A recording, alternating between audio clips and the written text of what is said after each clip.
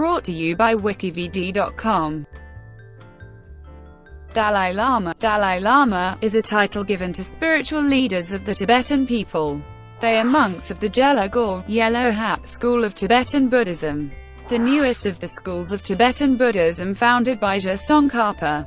The Dalai Lama title was created by Altan Khan, Shunyi Wang in 1578. The 14th and current Dalai Lama is Tenzin Gyatso. The Dalai Lama has always been an important figure of the Gelug tradition. Although finding dominance in Central Tibet, the Dalai Lama has been an important figure beyond sectarian boundaries. The Dalai Lama figure is important for many reasons. Since the time of the Fifth Dalai Lama, his personage has always been a symbol of unification of the state of Tibet, where he has represented Buddhist values and traditions. The Fifth Dalai Lama was granted her golden seal of authority and golden sheets for the exercise of leadership over Buddhism under the heaven by the Shunzhi Emperor of China. The Dalai Lama is considered to be the successor in a line of tulkus who are believed to be incarnations of Avalokitesvara, the Bodhisattva of compassion, called Chenrezig in Tibetan. The name is a combination of the Mongolic word Dalai meaning ocean or big, and the Tibetan word meaning master, guru. From 1642 until 1705, and from 1750 to the 1950s, the Dalai Lamas or their regents headed the Tibetan government in Lhasa, which governed all or most of the Tibetan plateau with varying degrees of autonomy under the Qing dynasty of China, up to complete sovereignty, which was rejected by both China and Republic of China. This government also enjoyed the patronage and protection of firstly Mongol kings of the Koshut and Dzunga Khanates, and then of the emperors of the Manchu-led Qing dynasty. History.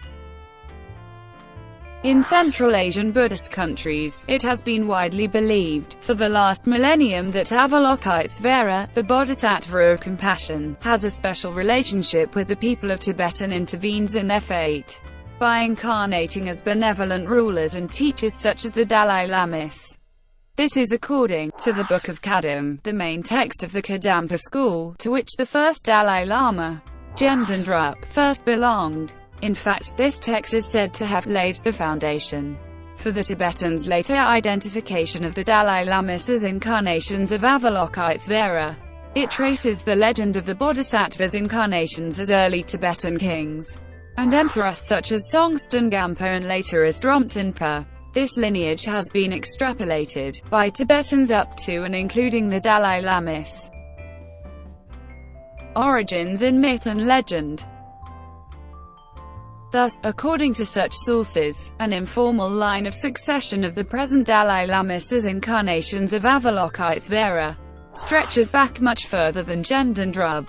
The Book of Kadam, the compilation of Kadampa teachings largely composed around discussions between the Indian sage Itisa and his Tibetan host and chief disciple Dromtenpa, and tales of the previous incarnations of Arya Avalokitesvara, nominate as many as 60 persons prior to Gendon Drup who are enumerated as earlier incarnations of Avalokitesvara, and predecessors in the same lineage leading up to him. In brief, these include a mythology of 36 Indian personalities plus 10 early Tibetan kings and emperors, all said to be previous incarnations of Dromtenpa, and 14 further Nepalese and Tibetan yogis and sages in between him and the first Dalai Lama. In fact, according to the Birth to Exile article on the 14th Dalai Lama's website, he is the 74th in a lineage that can be traced back to a Brahmin boy who lived in the time of Buddha Shakyamuni.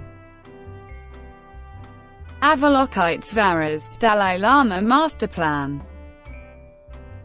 According to the 14th Dalai Lama, long ago Avalokitesvara had promised the Buddha to guide and protect the Tibetan people, and in the late Middle Ages, his master plan to fulfill this promise was the stage-by-stage establishment of the Dalai Lama theocracy in Tibet.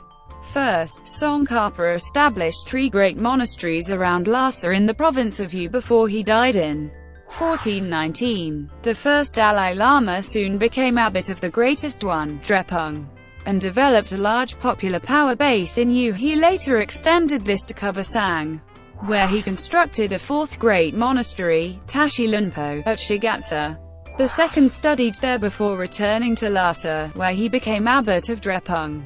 Having reactivated the first's large popular followings in Sanganyu, the second then moved on to southern Tibet and gathered more followers there who helped him construct a new monastery, Chokurjil. He also established the method, by which later Dalai Lama incarnations would be discovered through visions at the Oracle Lake. Lama Latso III built on his predecessor's fame, by becoming abbot of the two great monasteries of Drepung and Sara.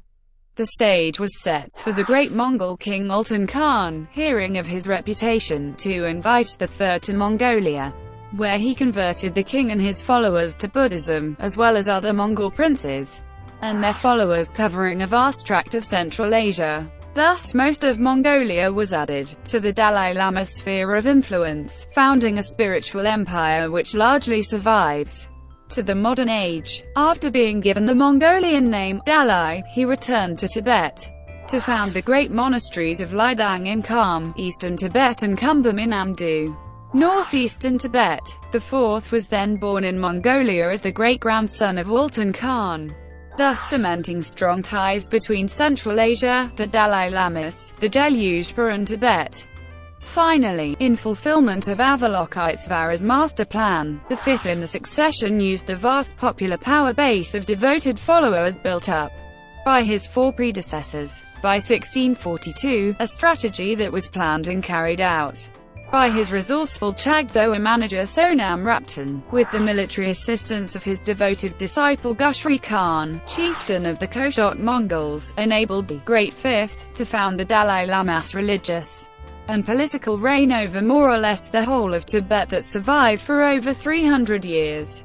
Thus the Dalai Lamas became preeminent spiritual leaders in Tibet and 25 Himalayan and Central Asian kingdoms and countries bordering Tibet, and the prolific literary works have, for centuries, acted as major sources of spiritual and philosophical inspiration to more than 50 million people of these lands. Overall, they have played a monumental role in Asian literary, philosophical and religious history.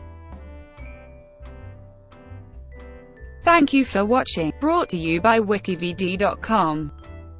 Please like and subscribe below.